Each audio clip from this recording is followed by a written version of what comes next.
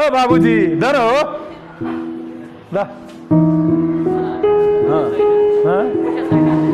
Cigarette पिएके बाद चुरोट खाना छ यसरी माग्थ्यौ त हामीले बाउलाई दिन्छ त आमा बाउले चुरोट गाँजा खानलाई पैसा कसरी गर्थ्यो थाहा छ आँख बन्द डब्बा गायब आँख बन्द डब्बा गायब हैन अनि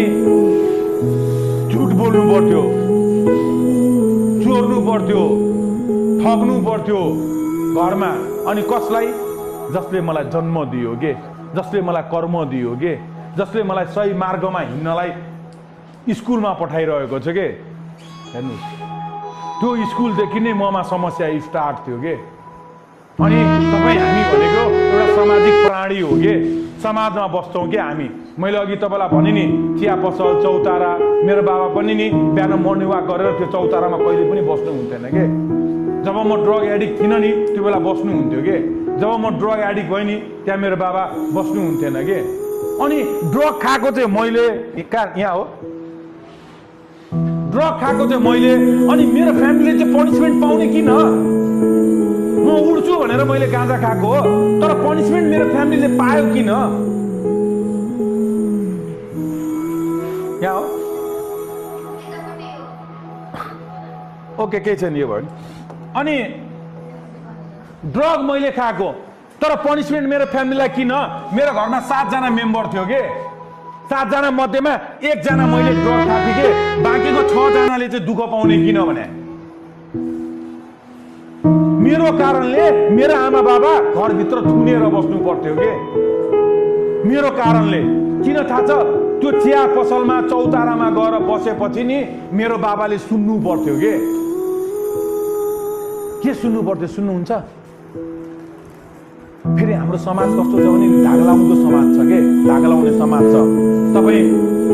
फर्स्ट डिभिजनमा पास भएर जानुस् बाप रे बाप हमर बेटा फर्स्ट डिविजन में पास भइल बा एकरा हम काठमाडौँ पढे भेजेम 2 कट्ठा बिकाई 4 कट्ठा बिकाई त बिकाई एकरा हम वहाँ से अस्ट्रेलिया भेजेम त्यस्तो सोच छ के हाम्रो समाजको धागलाउने सोच के है अनि मेरो बाबा जहिले पनि त्यहाँ जानुहुन्थ्यो नि मेरो बाबाले के सुन्नु पर्थ्यो दादा तपाईको छोरा त गजुडी भएछ है तपाईको छोरा त ट्यापे भएछ है तपाईको छोरालाई अस्ति पुलिस खोज्न आथ्यो है तपाईको छोरा त एकदम बदमास रहेछ है अस्ति झगडा गरेको थियो त्यहाँ टोलमा त्यो सुन्नु पर्थ्यो के अनि यार मैले खाएको म जे जस्तो भए पनि चाहिँ मेरो आमा बाउले चाहिँ किन सुन्नु पर्ने के मेरो आमा बाउले किन सुन्नु पर्ने भनेको अनि मैले खाएको छु मेरो पनिसमेन्ट चाहिँ मेरो आमा बाबाले भोग्नु पर्ने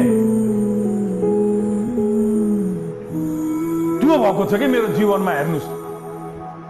अनि म कहिले पनि राम्रो छोरा बन्न सकिन के कति चीज मैले बिगाडी भन्ने कुरा त म तपाईलाई क्लियर गर्छु अनि मेरो प्रब्लम भनेको सो अफ क्यारेक्टर के कुना काप्चामा बस्नु पर्ने हैन चुरोट खानु पर्ने बाटोमा हिँड्दा कोट देखाएर गुटका खानु पर्ने रजनीगन्धा तुलसी खानु पर्ने कोच के हाम्रो केटीको घरमा घरको छेउमा राउन्ड लाउनु पर्ने मन परेको केटीको घरको छेउछेउमा राउन्ड लाउनु पर्ने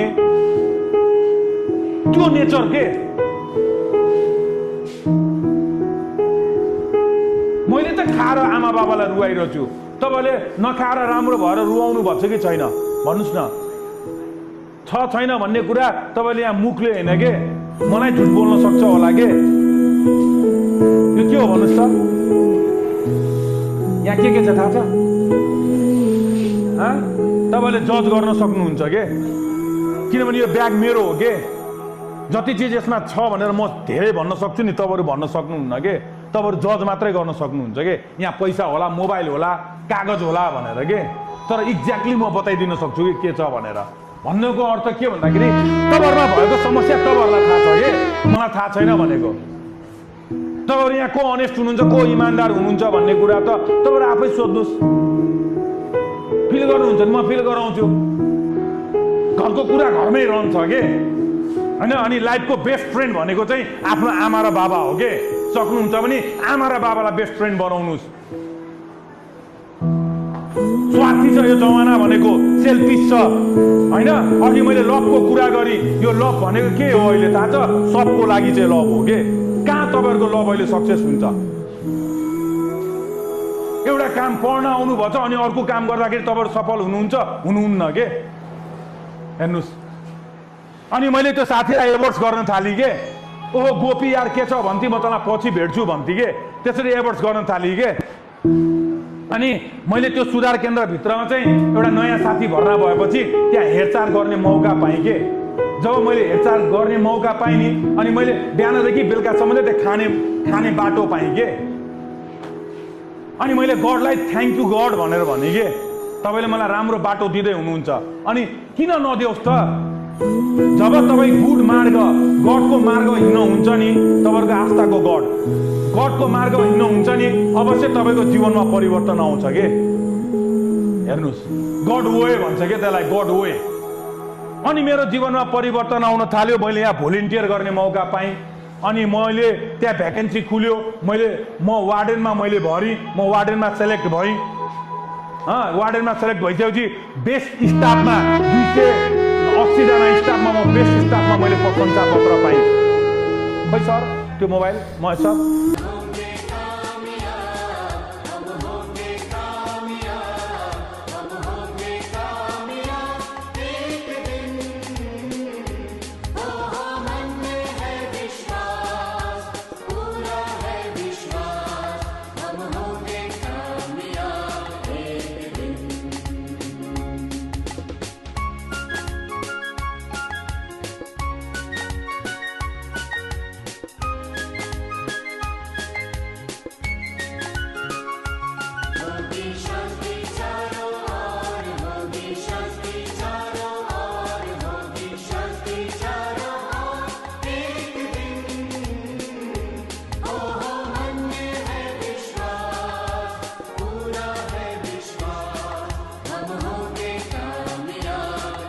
फ्री मेरो गाना तपाईँहरूलाई फ्री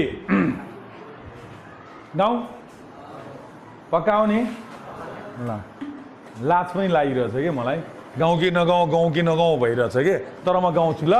ल के भन्छ नि, जिसने किया शरम उसका फुटा करम रे के। अनि म लाज मान्दिनँ, म गीत सुनाउँछु ल। हो आसमां मिला जमी को मेरी, आधे आधे पूरे हैं हम, तेरे नाम पे मेरी जिंदगी लिख दी मेरे हमदम।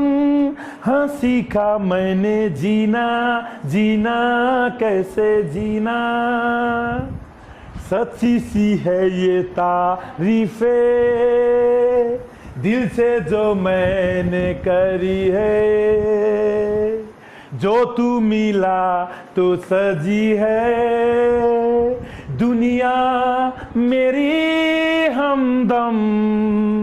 हो आसमां मिला जमी को मेरी, आधे आधे पूरे हैं हम, तेरे नाम पे मेरी जिंदगी लिख दी मेरे हमदम। हाँ सीखा मैंने जीना कैसे जीना। Thank you. ओके बब्बाल छ हैन, गाना सबैलाई मन पर्छ, मलाई थाहा छ नि। लड्डु पेडा रसबरी